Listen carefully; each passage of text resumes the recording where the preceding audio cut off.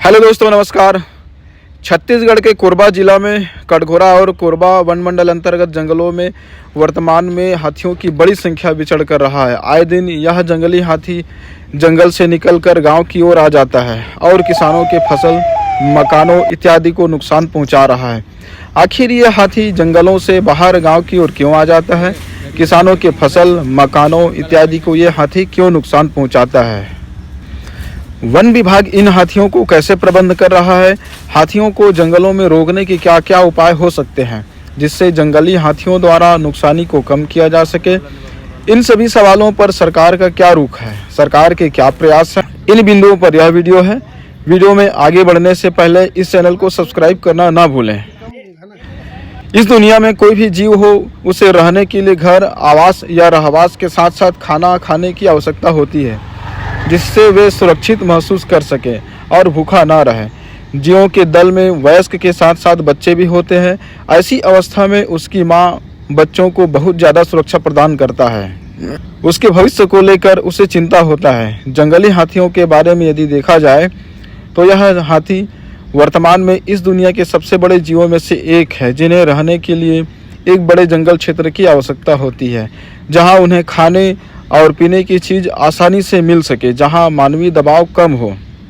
लेकिन वर्तमान में जंगलों के क्षेत्र लगातार कम हो रहा है, जिससे हाथी जैसे बड़े जंगली जानवरों को रहने के लिए उचित और पर्याप्त जंगल क्षेत्र नहीं मिल रहा है। उन्हें खाने पीने के लिए चीज़ों के लिए संघर्ष करना पड़ रहा है, क्योंकि जंगल में मानवीय दबाव पिछले दशकों से इस दशक में अधिक बढ़ा है।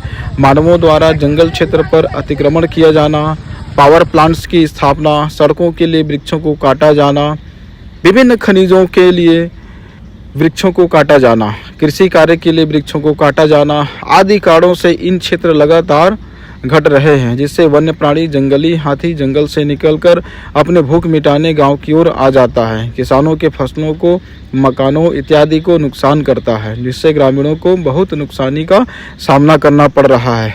जंगली हाथियों के साथ साथ सभी प्रकार के वन्य प्राणियों की सुरक्षा का जवाबदारी सरकार की होती है, जिसमें वन विभाग के माध्यम से सरकार वन्य प्राणियों का सुरक्षा और प्रबंध करता है। ग्रामीणों को वन्य प्राणी इत्यादि से हुए फसल नुकसान की क्षतिपूर्ति मुआवजा देने का भी प्रावधान सरकार के द्वारा किया गया है, जिससे किसानों को हुए नुकसानी के भरपाई 100% नहीं हो पाता है, जिससे ग्रामीण जन हाथियों को अपने खेतों में गांव की ओर आने से रोकती है।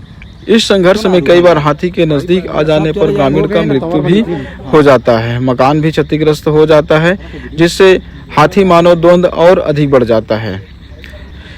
इन सभी कारणों को ध्यान में रखते हुए यदि वन्य जंगलों पर मानवीय दबाव कम किया जाए, उन्हें खाने की चीज़ों को कोई डिस्टर्ब नहीं किया जाए, तो शायद वन्य प्राणी हाथी जंगल से बाहर ही नहीं आएंगे। जंगल क्षेत्र में केवल वन संरक्षण और वन संवर्धन कार्य को छोड़कर कोई भी अन्य एक्टिविटी नहीं किया जाए, जैसे सड़क निर्माण, खनिजों का खनन, पावर प्लांट्स, बिजली लाइन, ट्रांसमिशन लाइन, टेलीफोन के लाइन इत्यादि हेतु जंगल क्षेत्र का अतिक्रमण कर खेत बनाने इत्यादि कार्य को पूरी तरह से प्रतिबंधित कर जंगल क्षेत्र को मानवीय दबावों से मुक्त किया जाए, तो जंगली जानवर हाथी गांवों की ओर नहीं आएंगे और फसलों, मकानों इत्यादि को नुकसान नहीं पहुंचाएंगे। वन विभाग के द्वारा हाथियों को जंगल में रोकने के लिए विभिन्न प्रयास किए जा रहे हैं, जैसे उन्हें खाने पीने के लिए जंगलों में छोटे छोटे तालाब, स्टॉप डैम बनाकर पानी रोकने का कार्य कर रहा है।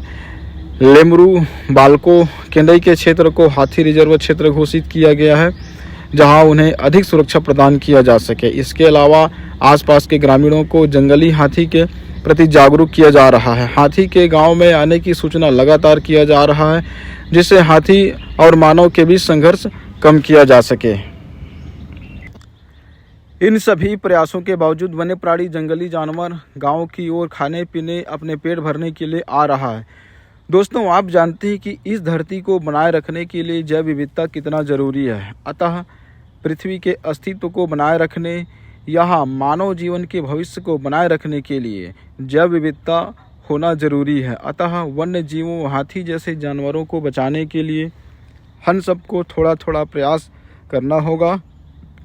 हाथियों के आवास स्थल मतलब जंगल को बढ़ाना होगा।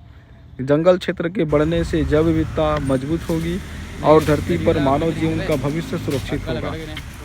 मैं आशा करता हूं कि आपको यह वीडियो में दिए गए संदेश आपको पसंद आया होगा। इसी प्रकार के अच्छे संदेश वीडियो के लिए इस वीडियो को लाइक और चैनल को ज़रूर सब्सक्राइब कर लें। धन्यवाद।